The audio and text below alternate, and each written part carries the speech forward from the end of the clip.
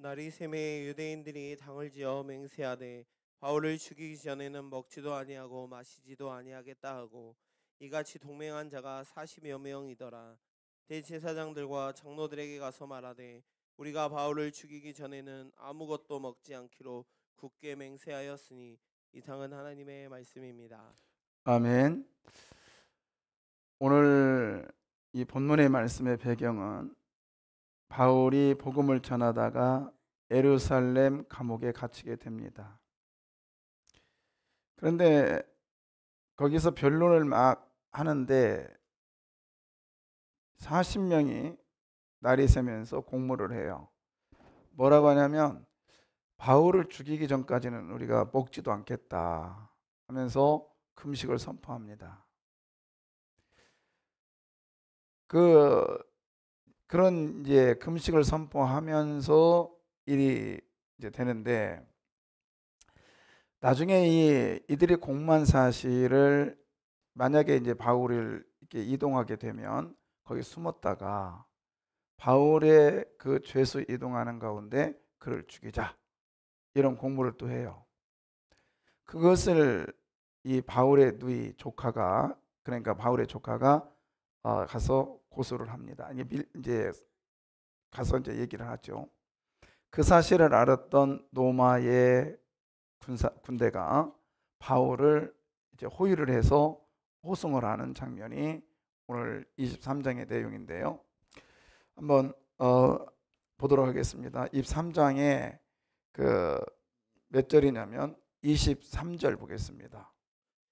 백부장 둘을 불러 이르되 밤 제3시에 가이사랴까지 갈 보병 200명과 거병 70명과 창병 200명을 준비하라 하고. 예, 가이사랴까지라면 예루살렘에서 가이사랴까지 내려오는 그 길에 숨어 있는데, 거기에 보병 200명, 기병이면 말 타는 사람이잖아요. 기병 70명, 창을 들고 가는 군사 몇 명? 200명. 그럼 총 몇 명이에요? 470명이 바울 하나를 호위하고 있습니다. 그래서 이제 가이사라로 있다가 가이사에서 약 3년 동안 있었나요? 그리고 이제 로마로 호송되는 장면인데, 오늘 본문을 통해서 볼 수 있는 건 뭐냐면, 하나님의 사람, 특별히 순종하여 나가는 하나님의 사람에게는 어떤 일이 일어나는가? 하나님이 먼저 계획하십니다. 먼저 계획하세요. 자, 12절에 보면, 12절에 보시면 날이 새매라고 되어 있어요. 날이 새매. 이들이 뭐 하냐면 유대인들이 당을 지어 맹세했다라고 합니다. 날이 새니까 당을 지어 맹세합니다. 그러면서 바울을 죽이기로 죽이는데 먹지도 않고 마시지도 않겠다 금식을 선포해요. 언제 계획해요? 날이 샜을 때. 근데 하나님은 언제 계획했나 보십시오. 하나님의 계획은 그 앞절에 보면 11절에 보면 언제 계획합니까? 그날 밤. 그러니까 하나님은 밤에 계획했어요. 그날 밤에. 그 다음에 이 사람들은 언제 계획해요? 날이 새매. 그러면 누가 먼저 계획한 거예요? 하나님이 먼저 계획하고 계십니다. 여러분, 우리가 아무리 일을 계획하여 그 길을 걷는다 할지라도요, 하나님이 인도하시지 아니하시면 안 되는 거예요. 그런데 분명한 거는 우리가 먼저 계획한 것 같지만 그 계획은 하나님이 먼저 계획하고 계시다는 사실을 믿으시길 바라요. 예, 절대로 하나님의 계획을 우리가 초월할 수는 없습니다. 하나님의 주권을 인정한 자, 하나님이 반드시 그를 통해서 일하실 거예요. 자, 하나님은 순종하는 사람이 가는 길에는 하나님은 어떻게 하느냐? 악인도 도구로 쓰십니다. 악인도 도구로 쓰세요. 오늘 40명이 똘똘 뭉쳤잖아요. 똘똘 뭉쳐가지고 이 사람들은요, 그때 당시에 종교적이고 정치적인 영향력이 있는 사람들이에요. 그리고 이 사람들은 공회원에게 찾아가서 자기들의 결의를 얘기할 정도라면 이건 대단한 사람들이죠. 그리고 이 사람들은요, 만장일치의 의견을 한 곳에 모으는 사람들이에요. 여러분, 의견을 하나로 모을 수 있는 게 쉬워요? 어렵습니다. 그런데 이 사람들은 의견을 하나로 모을 수 있는 사람이에요. 근데 또 하나는 뭐냐면 말이 앞서는 사람들이에요. 과연 이들이 바울을 죽일 때까지 먹지도 않고 마시지도 않았다, 정말 그랬을까요? 그랬으면 유대에 40명 다 죽어나갔을 거예요. 말이 앞서는 사람, 악인들이었어요. 40명이 똘똘 뭉쳐서 바울 하나 죽이려고 이렇게 모함하고 있을 때 하나님은요, 이보다 10배 이상의 힘을 그들에게 발휘하십니다. 40의 10배는 몇 명이에요? 400명이에요. 아까 몇 명이라고 했죠? 보병, 기병, 창병. 보병 20명, 기병 70명, 창병 몇 명? 200명. 그럼 총 470명. 여러분, 40명이서 결의했던 그것을 하나님이 이미 알고 계셨던 하나님이 바울 한 사람을 보호하기 위하여 악인을 도구로 쓰셨습니다. 그걸 아셨어요. 그리고는 470명을 동원하여 하나님께서 보호하고 계세요. 여러분, 하나님의 사람, 특별히 순종의 사람 앞에는 하나님 절대 손해보지 않게 하십니다. 절대로 손해보지 않게 하여. 그런데 가는 길에 우리는 470명만 내 옆에 있었으면 좋겠어요. 그러나 470명 이전에 몇 명이 있어요? 내 옆에 40명의 악인들이, 나를 힘들게 하는 악인들이 있다는 사실을 기억하십시오. 악인이라고 하면 좀 그렇습니다만 나를 힘들게 하는 그 누군가가 여러분 주위에 있습니다. 정말 힘들어요. 그러나 여러분, 그거보다 하나님의 일을 하고 나가는 사람에게는 그거보다 몇 배? 10배 이상의 하나님은 좋은 사람을 붙여주시고, 동역자를 붙여주시고, 나를 도울 자를 붙여주시고 계심을 믿으시기를 바라요. 여러분, 일하지 않으면 40명 있을 필요가 없어요. 일을 하니까 40명이 반대하는 40명이 달라붙는 거예요. 그러면 일하지 않고 40명이 없기를 바랍니까? 아니면 일하면서 40명 있어도 감내하시겠습니까? 바라기는 40명이 있어도 감내하며 주님의 일에 순종하며 가기를 바랍니다. 그러면 하나님께서 반드시 그 일하는 사람에게 40명의 그 완전 누릴 수 있는, 그것도 보병, 로마 군대의 보병이 있잖아요. 걸을 때 되면요, 갑옷과 갑옷의 그 철갑이요, 착착착 소리 나는데 기록에 가면 완전히 막 그 땅이 진동하고요. 땅이 진동하고 지금 200명이 걷는다 생각해 보십시오. 얼마나 대단한지. 그런데 400명이 지금 기병이 지금 70이 쫙쫙쫙 걷는 거예요. 그때 당시에 로마의 그 행렬 속에는 이 말 옆에도 그 철갑으로 해가지고 쫙쫙 하면 로마 군인들이 가는 데는 그냥 발발발발 떨었답니다. 그러한 엄호 속에서 가고 있는 거예요. 하나님은요, 절대로 순종하는 사람을 그냥 놔두지 않습니다. 바울이 이것을 알았을까요? 몰랐지요. 그러나 하나님은 그날 밤에 계획하고 계셨어요. 어디까지? 가이사라라고 하는 에루살렘에서 가이사라 별로 되지도 않아요. 한 40-50km 될까요? 그런데요, 하나님은요, 가이사라 이후에 몇백 킬로 되는 그곳에까지도 하나님은 계획하고 계시다는 거예요. 11절 어디까지 계획했나 볼까요? 그날 밤에 주께서 바울 곁에 서서 이르시되 담대하라. 내가 예루살렘에서 나의 일을 증언한 것 같이 로마에서도 증언하여라 하리라 하시니라. 예, 거기 보면 지금 예루살렘에서 가이사라를 넘어서 어디까지 간대요? 로마까지 간답니다. 로마까지. 하나님은 단거리를 계획하실 뿐만 아니라 이건 뭐 기본적인 거고, 어디까지요? 상상을 초월하는 그 땅까지도 하나님이 나를 계획하고 계심을 믿으시길 바래요. 나는 10년을 계획했습니다. 아니요, 하나님은 그 후에도 하나님은 계획하고 계시다고요.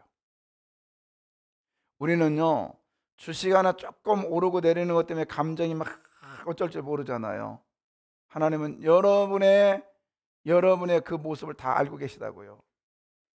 제발 좀 내 마음 좀 알아달라. 네. 한번 우리가 이 시간, 이 기간 동안에 이 하나님의 사랑, 하나님의 일하심, 이 일하심을 여러분 묵도하면서 주님의 사랑을 느끼시기를 바랍니다. 아멘이요. 예. 그 다음에 또 하나는 뭐냐면, 우리가 볼 수 있는 건 뭐냐면, 일하는 사람들에게는요, 하나님이 숨겨둔 아주 비밀병기가 있어요. 나를 도울 수 있는 숨겨둔 비밀병기가 있다고요.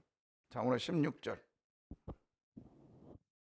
바울의 생질이 그들이 매복하여 있다함을 듣고 와서 영내에 들어가 바울에게 알린지라. 자, 15절부터 보겠습니다. 15절에 한번 15절 읽어주세요. 이제 너희는 그의 사실을 더 자세히 물어보려는 척하면서 공회와 함께 천부장에게 청하여 바울을 너희에게로 데리고 내려오게 하라.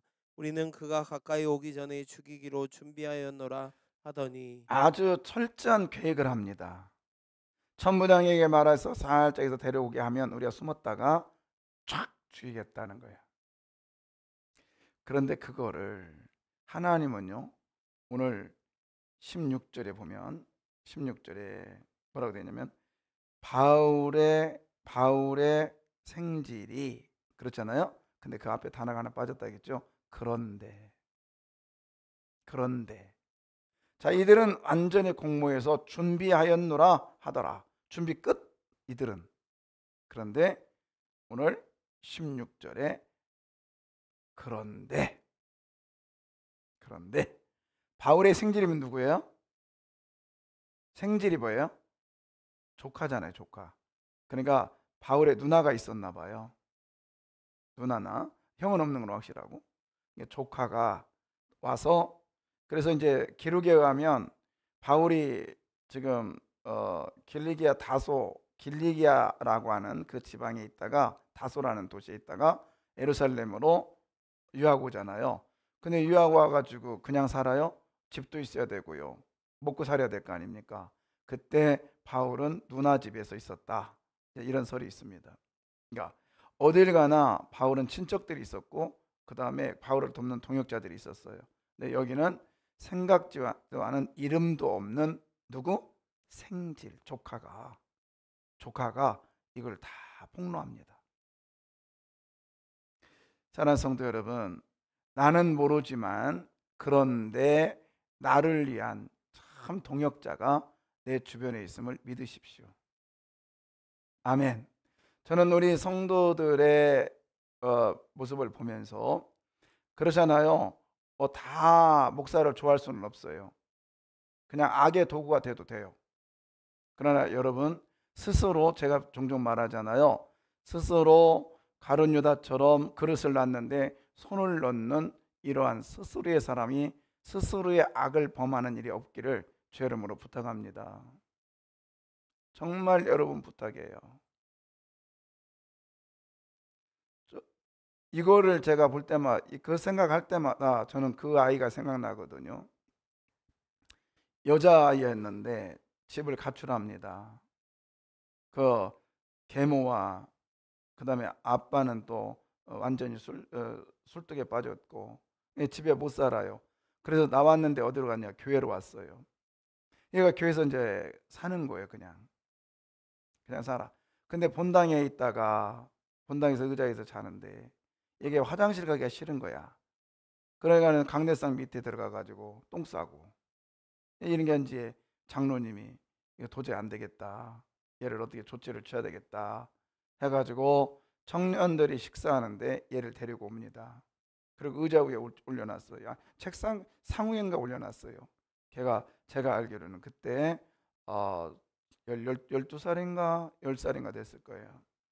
그 다음에 몽둥이를 하나 갖고 옵니다. 그래서 청년들한테 이런 말을 해요. 설명을 쫙 하면서 얘를 한 대씩 때리라고. 그래 얘 정신 차릴 거라고. 얘는 막 겁에 질려 있어요. 그때 제가 그랬습니다. 저는 스스로의 가룟 유다가 되지 않겠습니다 하고 제가 식당에서 나왔어요. 아무도 매를 안 들었어요. 근데 너무 마음이 아파요 지금도.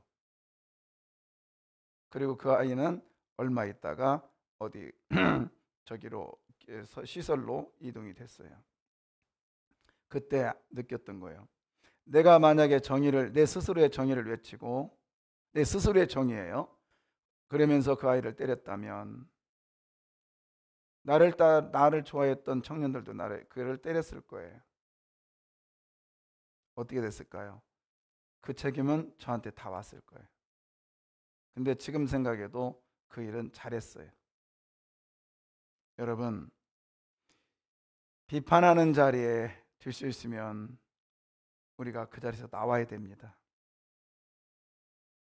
하나님은 40명을 쓰지 않으셨어요.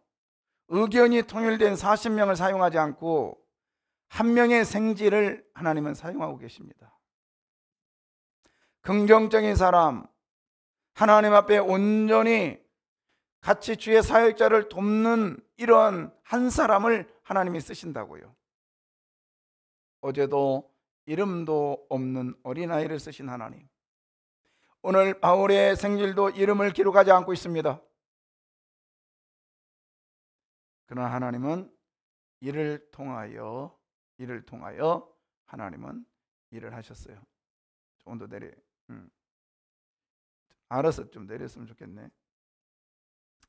자, 사랑하는 성도 여러분, 이것은 바울이 숨겨둔 사람을 하나님은 내가 일하니까 숨겨둔 사람이 있어 알았을까요?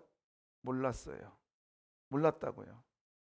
근데 우리는 지금 결론을 보니까 알죠. 그러나 그때 당시에 모르는 거예요. 다만 바울은 주님의 일에 순종만 했을 뿐입니다. 할렐루야. 여러분, 순종만 하면 하나님이 쓰십니다. 아멘이죠. 저는 여러분에게 종종 말했잖아요. 우리 교회 목사님들 오실 때 최고로 대우를 해드리자. 어제도 한 9명, 저까지 포함해서 이제 9명이 와서 왔는데 식사를 우리 가서 대접했더니 저는 처음 봤네요. 목사들이 네가 더 먹었냐 내가 더 먹었냐 막 그래요. 너무 맛있으니까. 그런데 와서 이제 식사를 하고 이제 교회로 와서 담소를 나누는데 제가 그동안에 의문을 가졌던, 정말 어렵게 생각했던, 그리고 신학적으로 아주 이제 조금 그 제임스 던이라고 하는 이제 조금 죄송해요. 세관점, 바울의 세관점이라고 하는 이 관점이 굉장히 지금 한불 꺾였지만 그래도 이슈가 되고 있거든요. 도통 공부해도 모르겠네. 근데 어제 제임스 던의 제자, 그러니까 제임스 던의 손자가 어제 온 거예요. 그 저기 박사가. 그래서 얘기를 쫙 해주는데 내가 이 부분에 대해서 참 너무 몰랐는데 서로 이야기를 하는 가운데 열리기 시작합니다. 그리고 그들을 보내놓고 제가 목양실에 돌아서 유튜브도 보고 그 다음에 또 보내준 또 강의도 보고 또 책도 잠깐 봤어요. 그러면서 잠깐인데요, 세 관점의 관점에서 뻥 뚫려 버렸어요. 아, 이거였었네. 아, 이 얘기였구나. 여러분, 하나님은요, 주님의 일에 가는데 꼭 나에게 필요한 일꾼을 어디에는가 숨겨놨습니다. 믿으시길 바래요. 너무 감사한 거예요. 너무 감사한 거예요. 그냥 서로 얘기를 했는데 거기에는 몰라 이게 되게 어려운 얘기네, 너무 어려운 얘기네 이렇게 들려지는 사람도 있고 서로 막 이제 의견이 그랬는데, 와, 저한테는요 주님의 메시지로 들리더라고요. 제가 그걸 엄청 공부했거든요. 근데 잘 모르겠어요. 그래서 이제 우리 교육자들한테도 이제 좀 참고되라 얘기하는 거예요. 제가 이것을 지금 20년 전에 샌더스라고 하는 이 책을 읽으면서 도저히 모르겠는 거예요. 그 다음에 나중에 톰 나이트, 제임스 돈 이런 사람들이 하는데 이게 세관점주의자라고 하는데, 와, 이거 뭐야 하는데, 우리 선생님도 세관점주의자인데 아니거든. 그 잘못하면 큰일 나거든요. 우리 집 말하면 신학 2단이거든 그게. 근데 그거를 우리 친구 목사님이, 제임스 던 자기 할아버지죠, 학문적으로 완전히 깨부시면서 자기 그러니까 도전하면서 그 박사학위를 받았다고 하면서 하는데 저한테는 엄청 큰 도움이 됐어요. 이제는 어느 정도 개념이 섰습니다. 뭘까요? 숨겨둔 바울의 생지를 제가 만난 거예요. 뭐였기 때문에. 제가 어제 목사님들을 대우 않고 목사님을 대접하지 않고 이런 순종하지 않았다면 그런 분들을 만날 수 있었을까 없었을까요? 못 만나죠. 만났어도요 그런 주제로 서로 대화를 못 나누죠. 여러분, 나도 모르는 사이에 하나님은 귀한 일꾼을 숨겨뒀음을 믿으시기를 바라요.